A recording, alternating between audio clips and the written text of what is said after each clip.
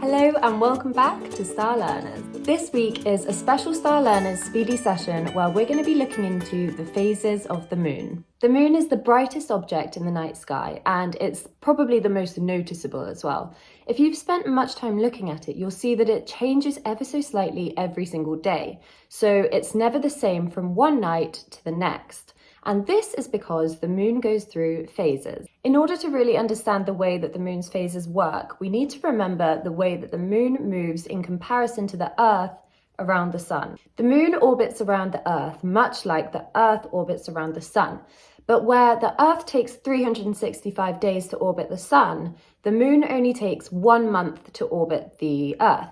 So that's only 29 days approximately. And this was actually how the idea of months was created in the first place. Moon and month come from the same root word. So despite how bright the moon is, it doesn't actually have any light of its own. What it does is reflect the sunlight back towards the Earth. So the moon itself isn't a heat source, but it does give off light. Light from the sun bounces off the moon, and that's what we see, the reflection of light from the sun off of the moon. And just like the Earth, the moon has a bright side and a dark side at all times. So at any given time, half of the moon will be in the light and be bright, and half of the moon will be dark. So as the moon moves around the Earth, we see that dividing line between the bright side and the dark side of the moon from different angles. So it gives us the impression that different amounts of the moon are lit up at different times. And this dividing line between the bright side and the dark side of the moon is called the terminator. The first phase in the lunar cycle is a new moon, and although that gives the impression that it would be a big bright moon, it's actually a really dark moon.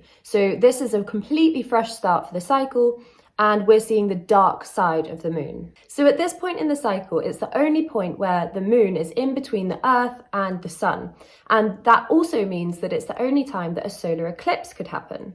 After a few days and the moon's moving around the Earth a little bit, we begin to see the bright side of the moon.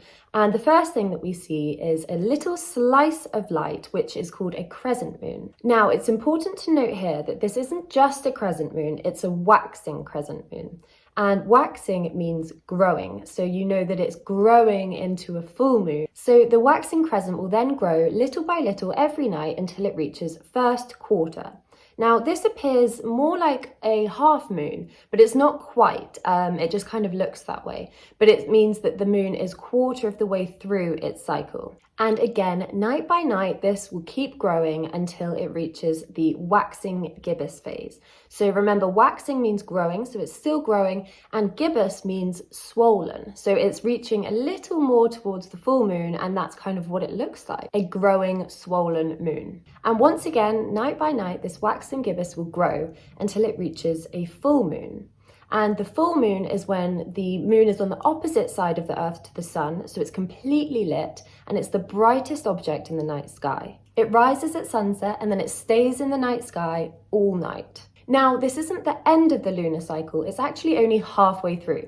So the moon has travelled from where the sun is halfway around the Earth, and it's still got that next halfway to come back where it will be a new moon again. Now at this phase is the only time there could be a lunar eclipse, because it's the only point where the moon is on the other side of the Earth to the sun.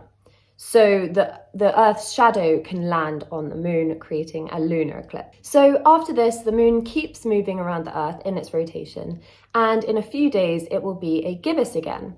But this time it will be a waning gibbous rather than a waxing gibbous. Now, waning means shrinking or getting smaller.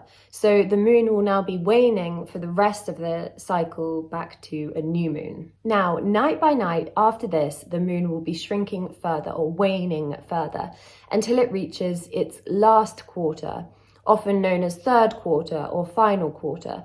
And that's because it's 3/4 of the way through its cycle, so it's nearly at the end. But this, again, just like the first quarter, appears as a half moon. So it's quite easy to get these half moon shapes confused by the name. It does look like a half moon, but it's called the last quarter or the third quarter. Now, just like as we were waxing, when we are waning, we then reach a waning crescent. So night by night, as the moon moves around the Earth further, we'll get just a thin slice of light, but it's a waning crescent, so it's getting smaller and smaller. And night by night, just as it has done the whole way through its cycle, it will shrink or wane further until it becomes a new moon again, where we're only seeing the dark side of the moon and it's completely black, and then the whole cycle will start again. And remember, this whole cycle is about a month long, or 29.5 days roughly. And month by month, the moon continues on its journey around the Earth, and we see these different phases of the moon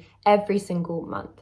So the next time you're outside and it's past sunset and you can see the moon, have a look, see if you can identify which phase it's in and whether it's waxing or waning. And you can try and predict what the next phase the moon will be going into will be. And you can even then try and calculate when the next full moon would be. Okay, let's recap on what we've learned.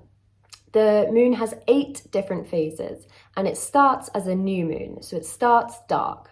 And at this point, it's on the side of the Earth that is closest to the sun. So we're seeing the dark side. Next, it moves into a waxing crescent, so a growing crescent, and then it's at first quarter. Then it's a waxing gibbous, so it's a growing, swollen moon, where it then moves into a full moon, which is the brightest object in the night sky. And after this, it's waning, so it's shrinking. It'll be a waning gibbous, and then into last quarter, which looks like a half moon, remember? And then a waning crescent, and then back to a new moon. And this all happens in 1 month. Okay, well, I hope you've learned something. And next time you're looking at the moon, remember to try and identify which phase it's in. As always, thanks for watching. And don't forget to subscribe.